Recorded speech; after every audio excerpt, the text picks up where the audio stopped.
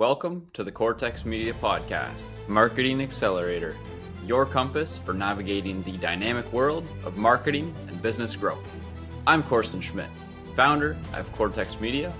Our mission is to equip marketing agencies with the custom growth solutions they need to unlock massive revenue increases and scale their business. Hey guys, welcome back to another episode. Today, we are joined by a true leader who is always looking for the next wave of media evolution. Jordan Greene, co-founder of Alpha Precision Media, APM, brings over two decades of experience, starting with a finance background that fuels his fascination with building businesses. Jordan was at the start of the mobile advertising boom and is now focused on the future of connected TV, programmatic ad buying, and the functional application of AI to amplify media. APM has built a strong foundation working with major brands and agencies. Jordan is here to share his insights on how to constantly evolve and stay ahead of the curve. Jordan, welcome to the show. Korson, thanks for having me. No worries, Jordan. So at the beginning of your journey, you were in the finance space, fascinated with building businesses, and now you're here. You've built a few businesses of your own, but who is Alpha Precision Media? What do you guys do, and what are your guys' core services today? We've had a wonderful journey over the last 5+ years. Actually, we're ready to go in March of 2020 when another kind of significant event kind of derailed that, a global pandemic, those things. But we had to learn all kinds of new stuff in order to be able to meet the needs of the marketplace. And here's what we do as a company. We do connected TV, which means on those large TVs in your living room and bedrooms, online video, which is for computers and mobile phones, and display ads in the same area. We've been really, really good at the ability to target individuals, target consumers in the flow of their daily lives. And our team spends an endless amount of time constantly sharpening that. I imagine we're going to talk a little bit more about that today, so I'll stop there for now. Yeah, for sure. We'll definitely jump into that a little bit more. Jordan, do you mind taking us through just a quick case study, quick example on your processes, how you guys work and get your clients to the results that they came to you guys to? Absolutely. So we use multiple platforms in order to be able to place ads functionally for clients. We use what we call the Amazon environment, Amazon DSP primarily. And then we have other platforms outside of where we use stuff like DV360 from Google and even the Trade Desk. But the reason to give a little inside baseball as to why we're alpha is Amazon was actually critical in helping us form as a company. And at the time, the advice that we'd been given was Amazon likes companies with A names. Hence, Alpha Precision Media was born. We had a recent campaign that we ran for a soda company, just to keep it really simple. And this, we were utilizing our Amazon capabilities. And inside the Amazon world, they have extraordinary components that come to us, just in general. We have access to what consumers shop for and buy. Those are not the same thing. We know kind of entertainment they consume from Prime Video, from Kindle, from Amazon Music. And we even know, for example, over 100 million cars of people raising their hand and saying, this is the kind of car that I drive. So it allows us to put together different packages of targeting in order to reach these consumers.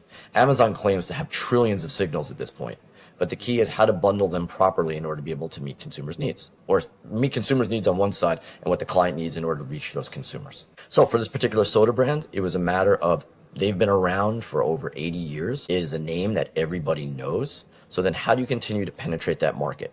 Their goal was to get younger, meaning that they know that their buyers were aging out a little bit and they need to get that next generation. So I was particularly proud of how we were able to do a handful of things. Demographically, we were able to get that group because we know a lot about the consumer. Or more precisely, Amazon knows how old the consumers are. We're going to trust what Amazon says in that. But the thing that we have been preaching to clients now for all 5 of our years is the power of conquesting. Don't go after just your product. You want to go after anybody shopping for or buying your competitors' products. So that is one of the things that we put in with tremendous degree of granularity. And we were able to track it back because of the tracking components that live in modern digital media. So this particular campaign was for online video and display ads because they like that in order to be able to support more. And it gives you kind of a tonnage approach. But we were able to generate a tremendous amount of reach for them. We're able to increase their brand awareness, which is insane considering everybody knows that name already. But most importantly for me, we were able to bring 14% of the buyers were brand new buyers for them. Wow. And that's continuing to say, how do you perpetuate your brand? How do you continue to get stronger in the things that you've been doing for almost a century now. Mm-hmm. Wow. That's amazing. That's a great story. Thank you for sharing that and kind of showing us your process and how you guys do it. Data is so important today, and a lot of people miss out on it. And we were just talking about that before the podcast there, both being entrepreneurs, both helping businesses grow. A lot of people don't see the true potential they have in their business because they're stuck on past traditions or stuff that used to work in the past. So right now, what are you seeing the biggest trend within the marketing industry today that's affecting agencies maybe in a positive or a negative way? Well, I'm going to go back and use your data argument as a starting point. Yeah, go ahead. So there was an old adage in advertising that I know 50% of my advertising is working, I just don't know which 50%. I believe the current one that we're living through is I know 50% of my data is working, I just don't know which 50%. In the marketplace right now, everybody wants to tell you why their data is best. And it's very difficult to quantify one way or another without actually just trying it and doing it. Now, I will have faith in Amazon, but other data sets, I'm going to have questions because it's not quite the same. Now, we found this to be a fundamental problem in the larger market. So we actively went out and found a company. We're putting our money where our mouth is. And we acquired a company called Plural. Now, Plural by design, instead of everybody else's approach of I know all these data signals and I'm trying to figure out who the person is, flips that upside down. And it looks at who the person is first and foremost, and then adds data signals to them. Your question to me is going to be, how do you know who they are? The company itself had come out of a project done for the U.S. government, specifically the Census Bureau. And they're using self-reported data about a consumer as the basis that is at the core of their data. So when you have somebody saying, I'm a 35-year-old Hispanic male, you can feel confident knowing that that person is who they say they are. And then you can use all these wonderful signals. What are they shopping for? What are they buying? Do they have a mortgage? Do they not? Do they have health insurance? Do they not? So all these options allow us to create this really wonderful picture of what a consumer looks like. When you're putting that into action is where it gets really powerful. So the idea that you and I could be watching the same connected TV show, even if we started at exactly the same moment, and when it goes to a commercial break, you and I should see two different ads. Those ads which are targeted towards me, the ads that are targeted towards you. And when ads are done very well, it increases relevancy. And I know that seems like it should be natural to go along with it, but it's not. I'm not looking for a blast approach just to constantly put my brand in front of somebody. I'd like to get to somebody who has a capacity or a capability that they're going to act upon what I'm presenting to them. And there's great math out there now. And I'm stealing it from, it's an Amazon stat, so I love this one. If you serve a consumer a relevant ad, they have a 40% chance of acting upon it. That's extraordinarily high. So that means my ads are working harder. I'm getting you to go shopping, go looking for my brand, go buy it even, right down that whole path. And that's before you get to the technological components of how to physically do that. But I love the opportunity that I'm putting our clients' ads in front of the right people. Super important. Very important in these day and age because the marketplaces are so busy. There's so much going on within the marketplace. So getting in front of the right people, spending your money in the right places is very important. And I mean, advertising is not cheap. It's not cheap to do it properly, I should say. Agreed. I'll throw the word out there that I really like. I like efficiency. Efficiency is a word that is often incorrectly utilized across the advertising world. Efficiency doesn't mean cheap.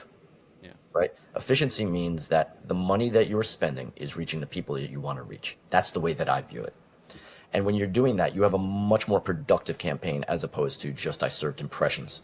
Yep, for sure. Now, jumping back into that question about the industry today, where are you seeing the biggest challenges for agencies themselves within the marketing space or businesses themselves as well? Where are you seeing the biggest challenges? Where are you seeing the biggest opportunities at the same time with this day and age we're in?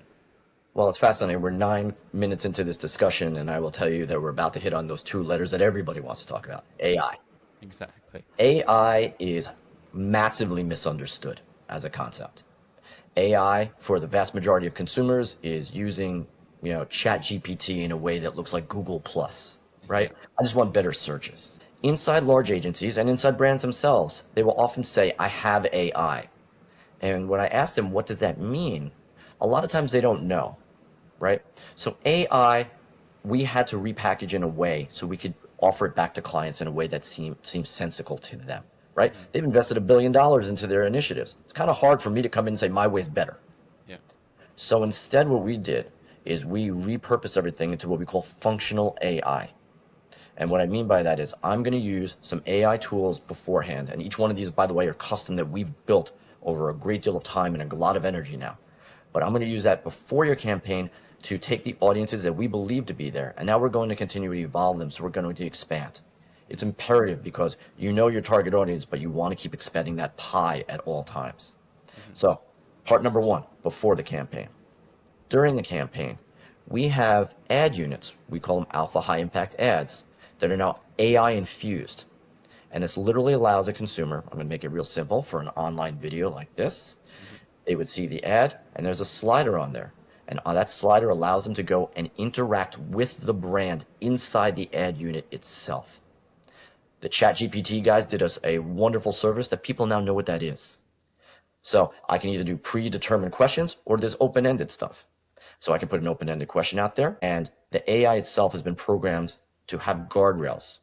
So while I can ask that soda brand about what type of materials are inside it, ingredients, I guess is a better way to say that, but I can't ask it about how great the Yankees are going to be next year because it's going to say, that's not what I can do, but I can tell you more about the soda. So that's the type of interaction that could happen during a campaign. And then the third part of the functional AI is the analysis that we'll give back to clients afterward.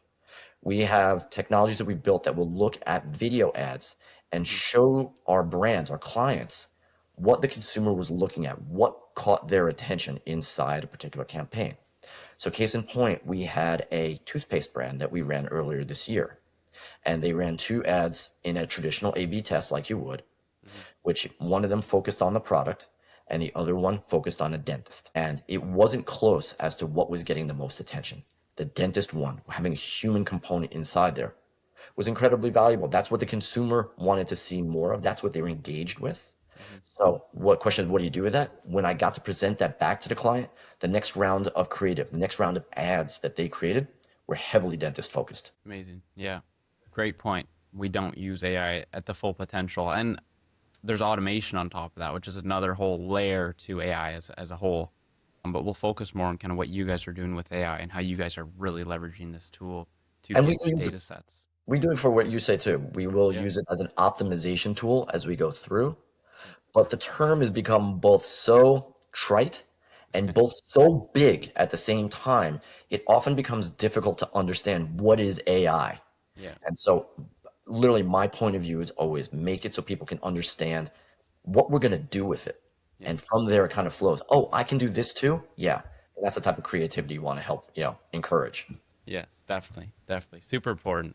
I mean, everyone, when you say AI, everyone goes straight to, I use ChatGPT. I use it to save a little bit of time here and there, but there's a whole deeper layer under it that no one knows about. And I think there's a huge education factor that needs to come and play with business owners and businesses wanting to grow and get to the next step. You guys having data into the analytics of where the consumer was looking, how this ad set compared to another ad set, and really showing the differences through an AI analytics is huge. Because you can try to do it as a human individual, but you can't really track where and how and what works best. If you have these tools integrated within your systems, it makes everything so much easier, so much simpler, and it knows everything about your whole company, everything about what you do and how you can really make it that much better. In advertising, or digital advertising specifically, a generation ago, and by the way, generations are getting shorter, but a generation ago, Facebook really perfected the concept of a lookalike audience, right? You could take an audience that you have in your CRM database, you could take just a list of people that came to your restaurant, and it really was that because small, medium-sized businesses use Facebook like crazy. Mm-hmm. And all you had to do was upload 40 records that they could match, and they could build a lookalike audience from there. It was insanely powerful and really, really good.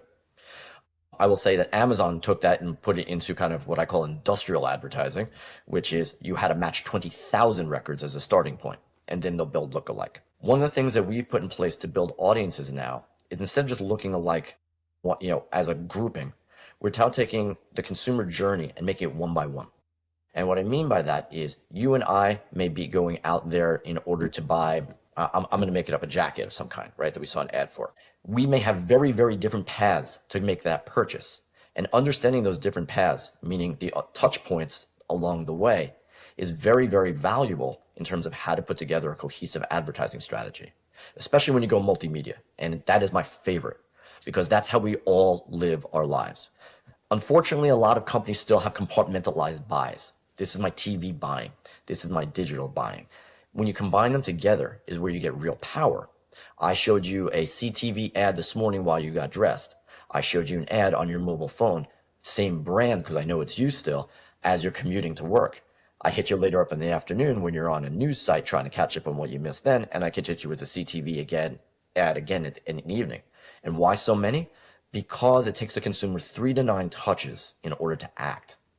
So the more we know and the more we can cross over, the better. The more I know about those consumer paths as opposed to just doing it in bulk is incredibly valuable. And it goes back to that point again. How do we get better campaign efficiency, media efficiency, budget efficiency? No, that's a great point.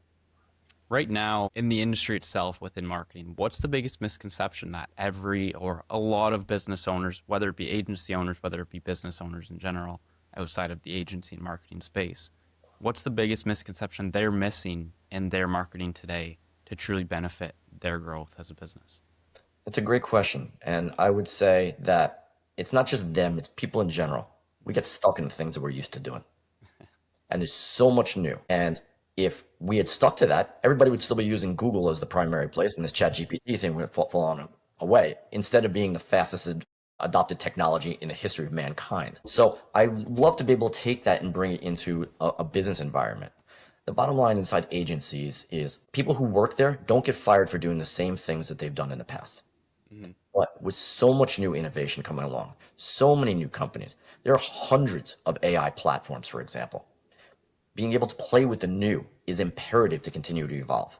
Mm-hmm. If you keep buying the same thing over and over again, you're going to end up probably in much the same place. Actually, with degrading returns because your competitors are getting smarter. Mm-hmm. So if you want to be able to keep up, it's not a matter of just can't doing the same thing. It is a constant cycle of how do I test something new? Now, test and learn budgets have been around for a long time. I will say that in year 2025, the big word that everybody has been throwing around is uncertainty. And one of the things that went along with trying to quell that uncertainty is I'm going to stick with what I know. So test and learn budgets in year 2025 shrank dramatically.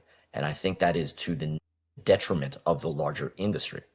Mm-hmm. Or to look at it this way, companies who are still willing to do that have a distinct advantage over the other guys who want to stay stuck in the mud. Yeah, exactly. Well, I mean, look what happened in a year. Look at last year this time to this year now at this time. Look how much has changed within the whole landscape, within AI in general. Why not have budgets to test this stuff, to make your systems more efficient, to make them more automated, smarter, and just benefit you and your clients as a whole? Why not? It's kind of hard to argue with that. And I'll tell you this part too. And I spoke with this man. I went to a conference recently, and this guy spoke on stage, and I'm kind of leading up to it cryptically on purpose. And I spoke to him about this afterward.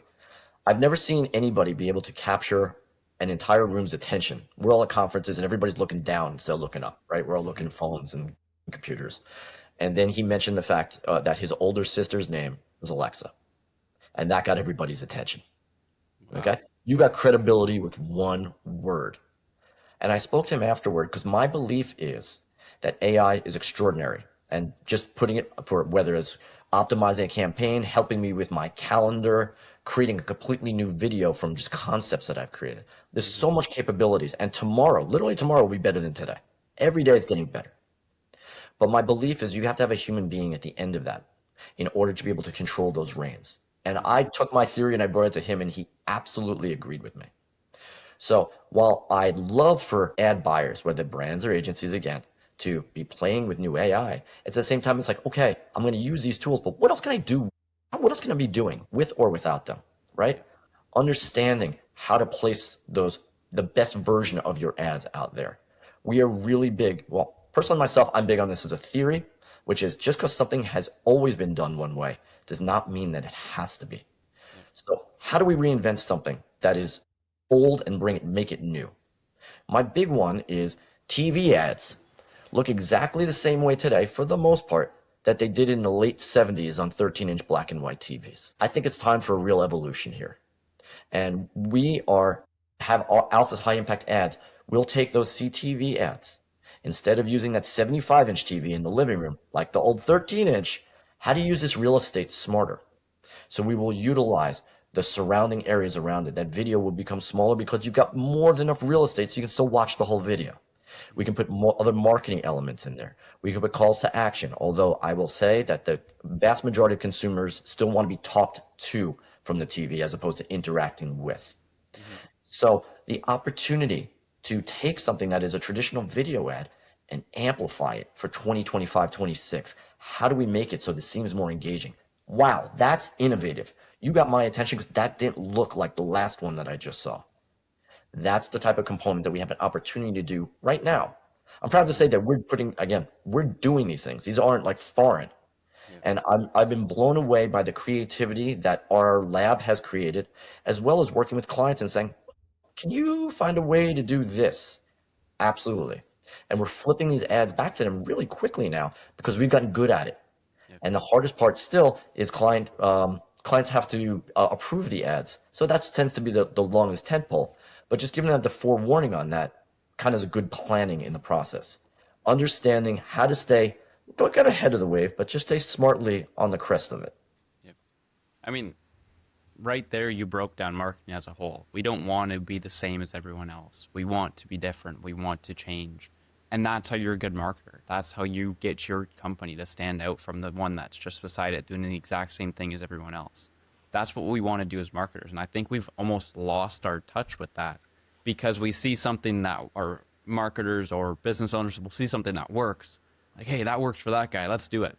Like, yeah, you can do that for a little bit, but then find something that is similar but just a little bit different to make yours different and better and more sought after rather than being the general and the same as everyone else. Do you know what I mean by that? I really do. And I'll say this as a kind of a global term. Humans, for the most part, are risk averse. Innovation requires at least this much risk. You need to be willing to take that step. But if you can make those steps, often this risk has this type of reward. So again, it's going back to the idea that how do you continue testing new things?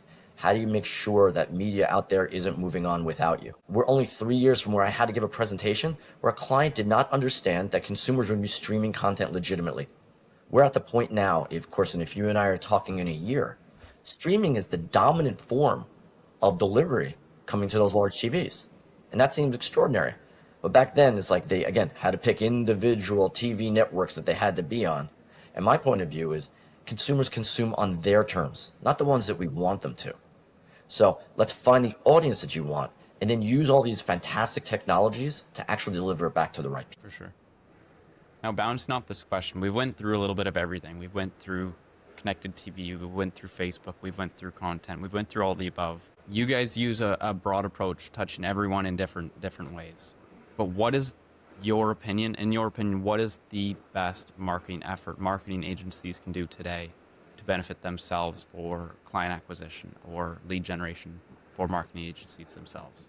I hear you. I'll tell you this. I have 2 daughters, and I try to give them the same counsel, that I think will help them out in the world. And I love Yogi Berra-isms. I know you're Canadian, so I'm not quite sure how these are going to resonate with you. But the idea, in this particular case, if you don't know where you're going, you might end up someplace else. I love that one because it's both hilarious, but makes a whole lot of logical sense. I can't get over how many companies still don't know what they're trying to do at the end of the day. I want to sell more stuff. No. What do we really want to do? What is your goal? Not just in this individual campaign.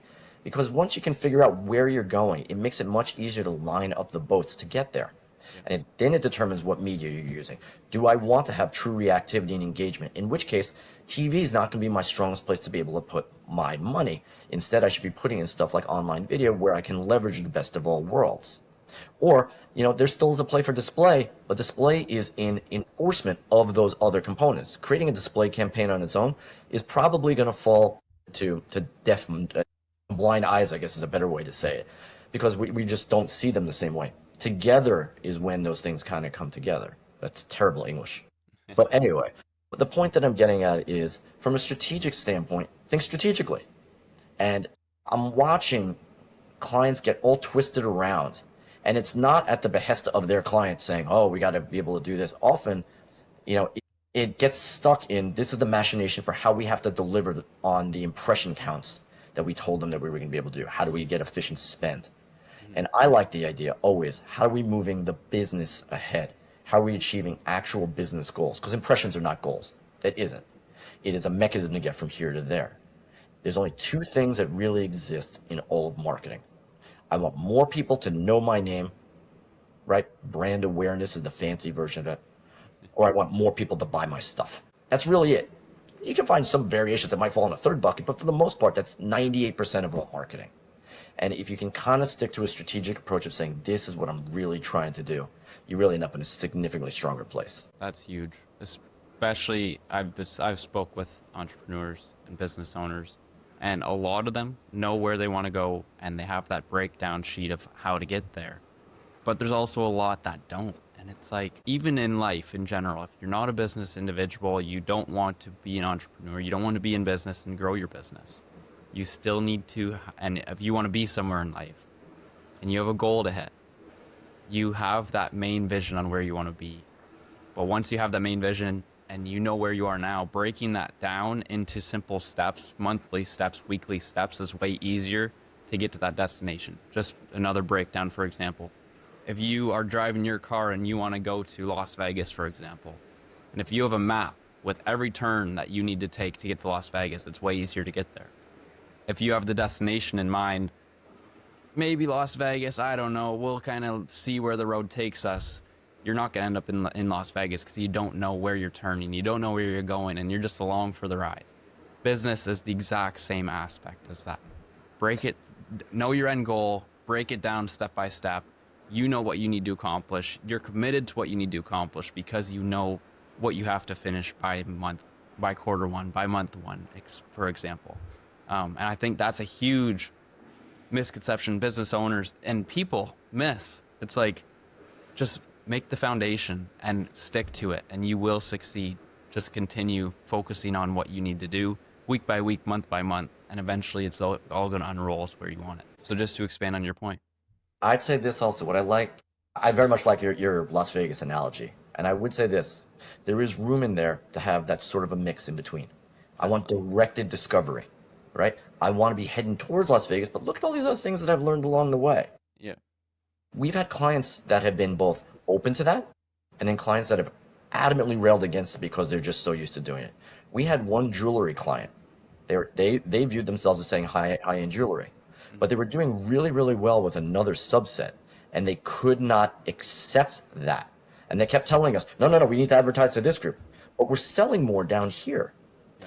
Now, flexibility in thought is a basic proponent of how you can keep improving.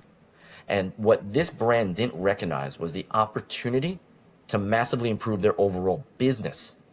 So, yes, you want your brand to be associated here, so create a secondary brand that goes right after this whole market. You have an opportunity. They looked at it as a real problem. That's the flip of that coin. Okay, this is problematic, but how do I make this so I can turn into something really good? Yeah. One thing I also see is, just to kind of bounce off of that as well, is businesses that have been here for a time, they action on what problem they're solving and who they're solving it for. And I think we all, as business owners, we all need to come back to that, whether it be every year, every couple of years, because that is the foundation of who you are and what you're doing. You come back to who is your ICP, what is your go-to offer. You're going to have so much more clarity on what you're doing, why you're doing it as well, adding into that plan. So I think that's something we all need to come down, because that's the foundation of what your business is and what you're doing. And you can really, if you specialize in one thing, you can make up to millions of dollars because you're the expert in that one field. But as soon as you start doing a little bit of everything and kind of lose your touch on what you're doing, that's when you start getting your hands spread across.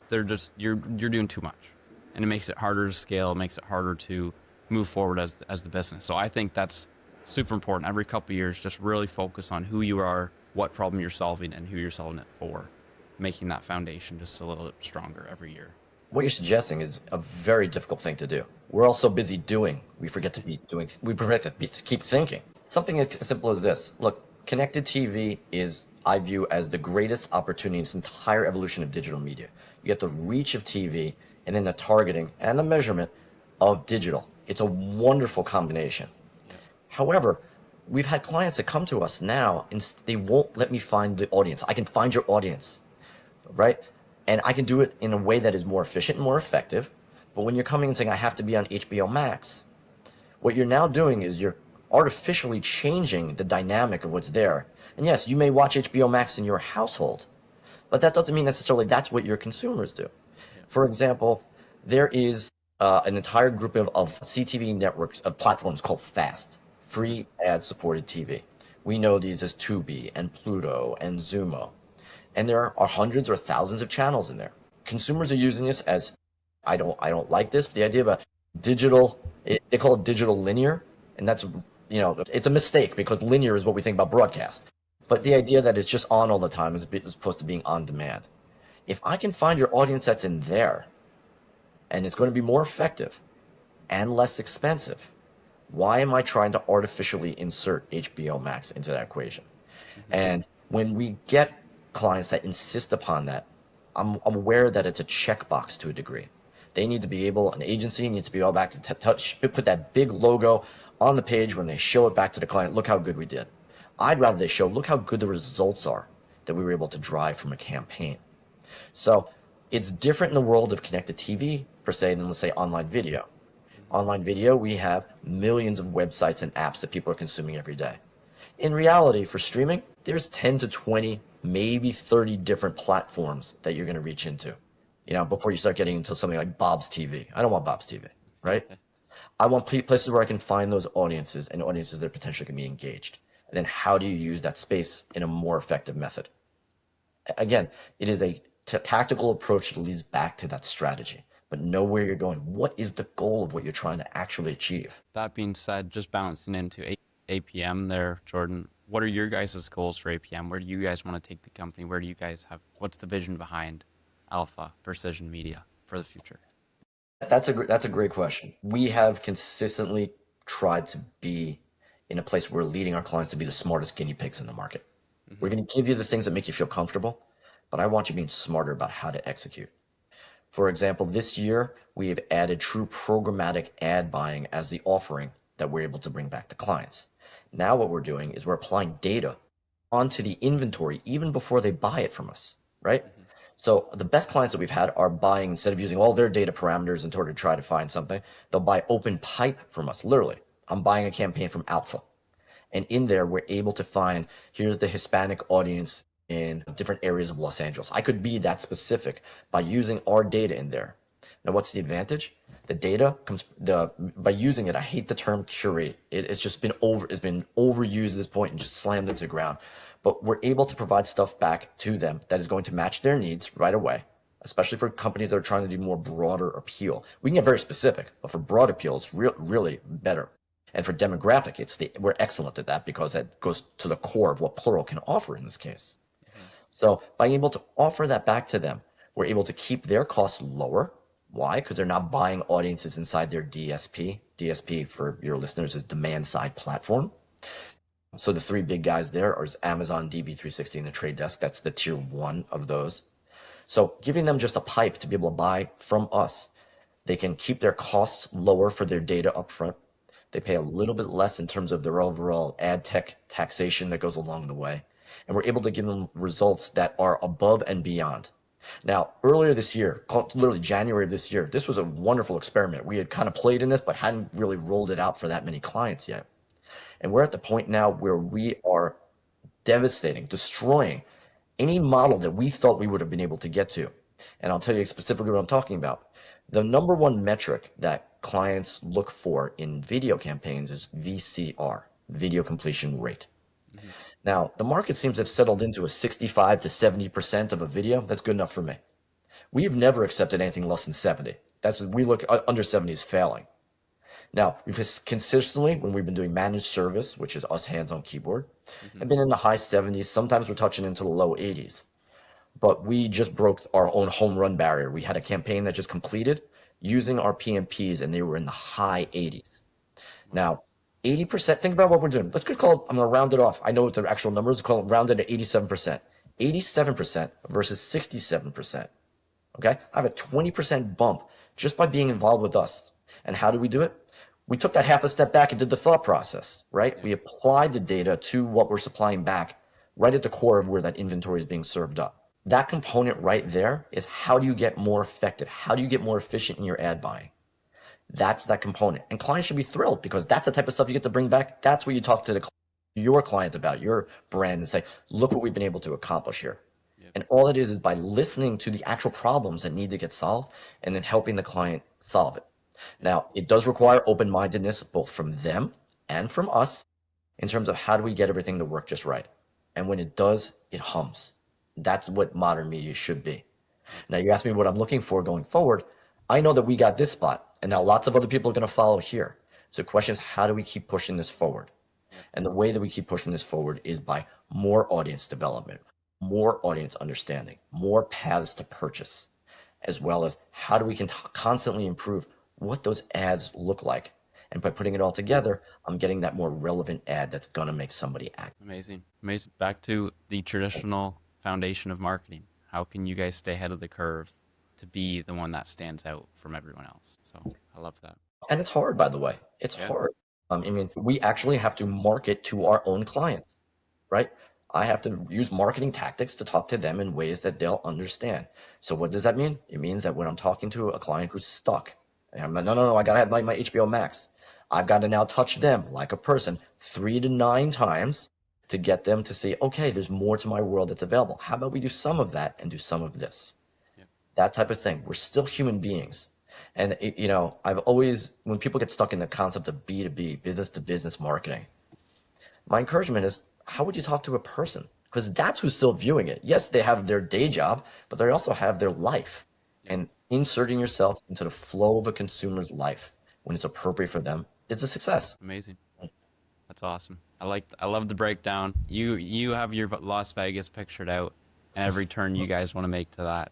Other than you don't know where you're going past Las Vegas yet. That's still being determined within APM, and that's what's exciting about it is you guys get to figure out that next curve now that you are just a little bit ahead of the rest. I agree, and I like the way that you're saying it, but I will tell you this. If tomorrow morning my clients tell me that the sky is green, you know what color the sky is? It's green. And the reason I'm seeing this because that is one of the, I'm going back, you asked this question, I'm going back, and it's a fundamental problem in the larger industry right now. We're trying to tell people what to believe. And that's very, very difficult. Getting somebody to dramatically take an 180-degree turn, that's not their job. It's our job in order to say, how can we make this, your view, work so we can implement that in a way that's going to be effective? I can't get over how many clients are, that's not fair. It's not the clients that are the problem. Vendors in this particular case are the problem. And we have some of the own, we'll have our own internal squabbles about this. But legitimately, if the client is telling us that the sky is green, then we need to be leaning in and say, okay, how can we help them? Not how do we yell back at them, you guys are wrong. The sky's blue. That's not the right way to get there. And again, it goes back to you must remain flexible. We have all these flexible tools. How come we can't keep the flexibility and thought to go along with it? Yeah, that's a great point. You're not, the hardest thing to do is, like you said, convince someone otherwise. And if they have their sight on their Las Vegas, how can we help them get to that destination where they want to go and what they want to do along that journey? So, and there's so many options we can do these days. Like there's so much out there. So we just have to put our minds to it and think of it. And maybe you're not the best fit for that client either, and that's totally okay. That's perfect. Point them to someone who is the best fit that will get them the result that they're looking for.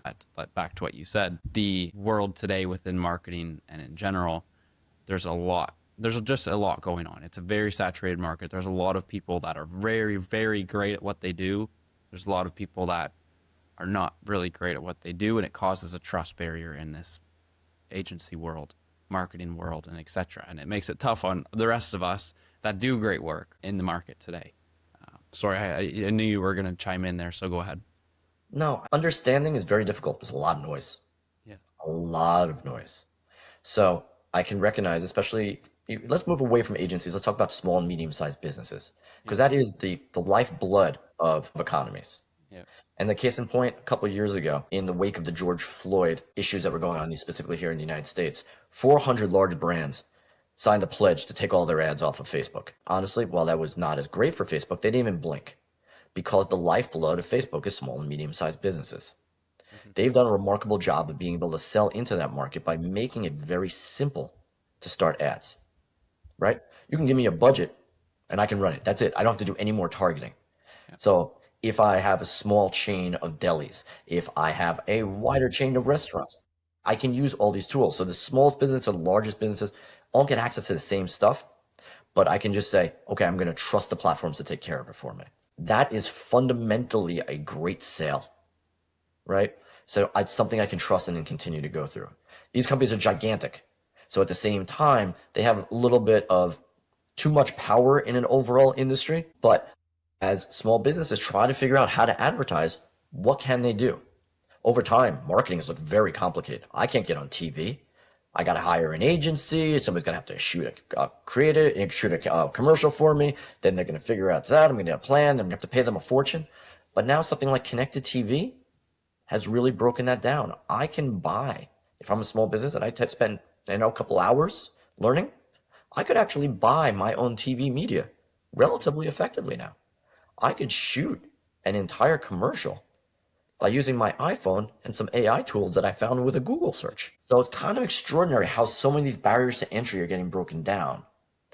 It's in the industry's best interest, not the end customer's best. It's in the industry's best interest to keep things very complicated. Mm-hmm. If you keep it complicated, I got to keep finding a service provider that's going to help me out with it. What do I know? I run a restaurant, right? But these tools are available and easier now, so that barrier keeps coming down. The wonderful thing as a whole is that media now becomes more accessible, becomes more possibility for appropriate for me.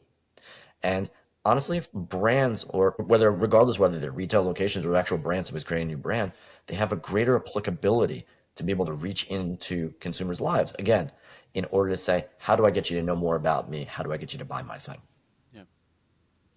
Yeah.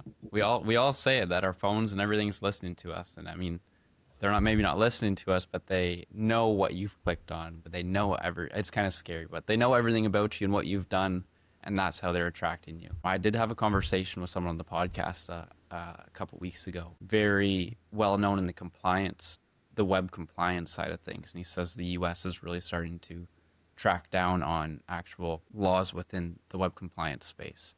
Do you think that's going to throw a curveball into collecting data properly, ensuring that data is stored properly within systems, and do you think it's going to be a little bit harder to still track who we want to because we have to do it properly and people have to actually accept website and add cookies before it actually starts collecting data? I want to think no, and here's why. I am an eternal optimist, and I like to think that people are using stuff for good. I know that there's always the bad guys out there, and they're always going to exist, and creating new legislation to stop the bad guys probably not going to be effective, because they'll just be on to the next thing. So we've seen this, the deprecation of the cookie, the non-deprecation that's going back and forth. There's always going to be something else. Mm-hmm. But the bottom line is, if you're running your own company, if you're collecting data in a way that seems right, you can feel good about that. If you're doing something that seems ethical and appropriate, you can feel good about that. When you start, is this sneaky? Yeah, it's probably sneaky. And the truth is, those gains are very short-lived, and they will continue to degrade. But again, data collection as a whole, when you talk about it like that, it seems creepy, it seems invasive. Yes. But instead, if every single ad that I watched on TV last night really was something I might consider, it doesn't seem like an ad anymore, and it almost seems like you're doing me a favor. Now, I acknowledge that is going way far. It really is. But I'd like to think that can be kind of a North Star that we can kind of try to, go towards, because it's helpful towards everybody wins in that particular scenario. That's a great point. Great way to vision it. And I haven't actually thought of it that way. So I like that.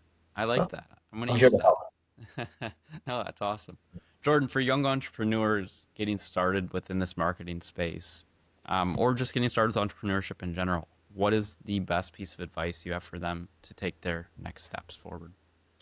Well, especially in companies which are just starting, I can't stress this enough. Have a vision as to what the structure is going to look like internally. So you're going to do really well, and you're going to need a staff, right? Understand the structure of how that's going to be, because it can't always be you as the one who's starting a company. You can't do everything. Yeah. Early on in the company, everyone's wearing 15 hats.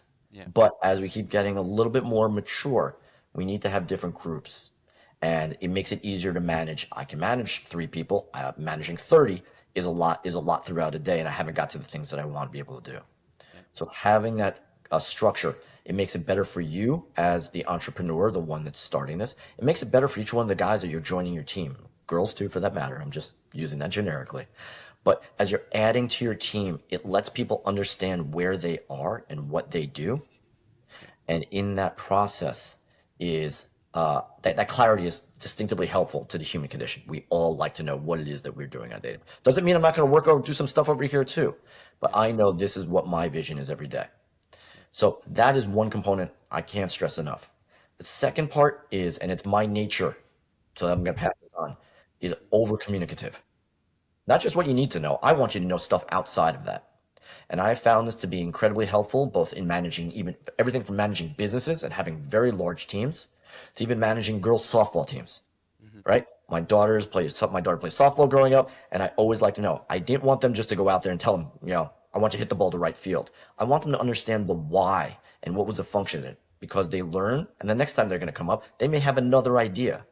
I like to be able to introduce information to people on the other side because it sparks their creativity as well. If you're leveraging the best parts of your team, you may find stuff you didn't even know you had. Wow, great Thanks. advice. Yeah, no, Jordan, it's been a pleasure having you on the podcast. Thank you for sharing your knowledge, sharing your experience, and all of the in-between about the marketing industry and how to navigate this space today. Where can people find you if they want to get a hold of you on your LinkedIn, your Instagram, your website? Where can people find you? Easiest way, go to my LinkedIn and send me notes. I actually really enjoy them, and I will tell you from having done other podcasts, when people respond to them, I know that you listened to what I said and you had thoughts that are coming at me. I've had conversations with people here in the US to the general manager of an Indian CTV network. They reached out to me and said, I heard this. What do you think about this? I love those discussions because at the same time, I'm telling you, your audience, get the creativity out of the other people. I like people inserting stuff into me too that I might not have considered. So it's a constant opportunity. Jordan Greene on LinkedIn is an easy place with which to find me. Find my alpha profile and I'll come talk to you. Amazing. Jordan, thank you for joining me. It's been a pleasure having you on the podcast. A ton of great knowledge has come out from this conversation, and I'm excited to see where you guys are going to be over the next curve and see where Alpha Media is going to be along the way as well, because you guys are trying to stay ahead of that curve just a little bit. But I'm excited to see what your guys' next step is as well within this industry. So thank you for joining me. It's been a pleasure. My pleasure. Thank you.